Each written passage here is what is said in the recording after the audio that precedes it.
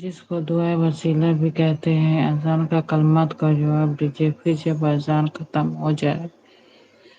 اذان ختم ہو تو آپ درود شریف پڑھ کر دعائے وسیلہ پڑھیں۔ اس کے بعد اللہم رب ھذی الدعوۃ التامہ الصلاۃ القائمہ آت محمدا الوسیلۃ والفضیلۃ وبشرہ مقامہ محمود الذی تخلف المیعاد۔